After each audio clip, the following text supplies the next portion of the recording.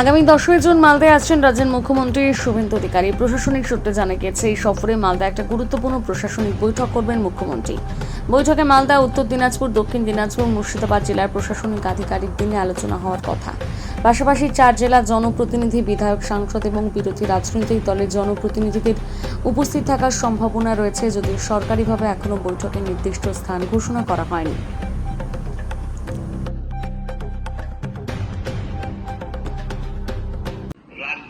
রাজ্যের মুখ্যমন্ত্রী শুভেন্দু অধিকারী মালদা সফরে কবে আসছেন, ওনার কি কর্মসূচি রয়েছেন, যদি একটু বিস্তারিত বিষয়টি জানান।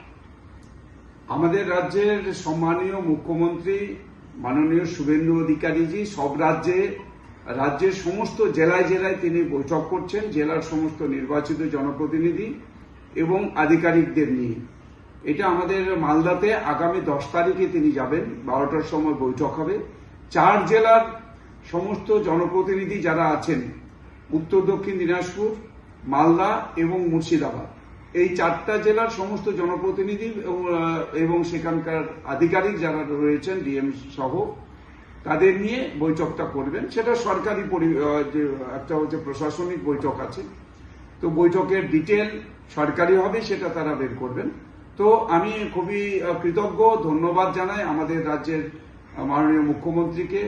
আমাদের যেভাবে তিনি আমাদের ভারতীয় জনতা পার্টির সরকার তৈরি হওয়ার পর মুখ্যমন্ত্রীর দায়িত্ব পালন করার পর তিনি যেভাবে কাজ করে চলেছেন, মানুষের সঙ্গে তিনি যোগাযোগ করছেন, মানুষের সমস্যাগুলো তিনি যে আজকে সব জায়গায় আলোচনা করে জানবার চেষ্টা করছেন, মানুষের সরাসরি হচ্ছে যে এখানে একটা দরবারে বসে তাদের সরাসরি তাদের মুখোমুখি হচ্ছেন, ঠিক সেভাবে জনপ্রতিনিধিদের নিয়েও তিনি আজকে বৈঠক করছেন, যেখানে আমাদের রাজ্যের যে জঙ্গলের রাজ একসময় কায়েম হয়েছিল, সেখান থেকে মানুষকে মুক্ত করবার জন্য কি করা যেতে পারে, কি পদক্ষেপ নেওয়া যেতে পারে। তো এই কাজগুলো তিনি করেছেন। আমাদের নির্বাচনের সময়তে আমরা যে ওই সময়তে আপনারা দেখেছেন যে ঘোষণাপত্রেও যেটা বলা হয়েছিল ভারতীয় জনতা পার্টির পক্ষ থেকে, যা আমরা এখানে প্রথমেই হচ্ছে যে পশ্চিমবাংলাকে সুরক্ষিত রাখবো, পশ্চিমবাংলার নারীদের সম্মান রক্ষা করব, যুবদের সম্মান রক্ষা করা হবে, এবং যারা যে অনুপ্রবেশকারী আছে, যারা হামলা করছে, যারা পশ্চিমবাংলাকে করিডোর হিসাবে ব্যবহার করে সারা দেশে যে সন্ত্রাসের একটা বাতাবরণ তৈরি করছে, তাদের পুরোপুরিভাবে বন্ধ করা হবে, ফেন্সিং করা হবে, এবং যারা এখানে ঘুষপেটিয়া যারা আছে, এখানকার যারা অনুপ্রবেশকারী, তাদের বিরুদ্ধে ব্যবস্থা গ্রহণ করা হবে, খুঁজে বার করে তাদের বিরুদ্ধে যা যা সরকারি পদক্ষেপ করা সেটা করা হবে। সেটা শুরু হয়েছে। তাই আমি কৃতজ্ঞ আমাদের রাজ্যের মিটিংয়ে সমস্ত জনপ্রতিনিধিরা থাকবেন, যারা জনপ্রতিনিধি তারা থাকবেন এবং সরকারি আধিকারিকরা থাকবেন।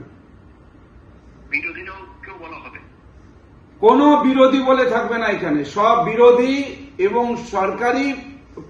সরকার পক্ষ, বিরোধী পক্ষ। এখানে কোন রকম রাজনৈতিক একটা যে দৃষ্টিভঙ্গিতে এর আগে বৈঠক হতো, সেটা এবার হবে না। সরকার পক্ষ থাকবে, বিরোধী পক্ষও থাকবে। এটাই হচ্ছে যে প্রথম পদক্ষেপ।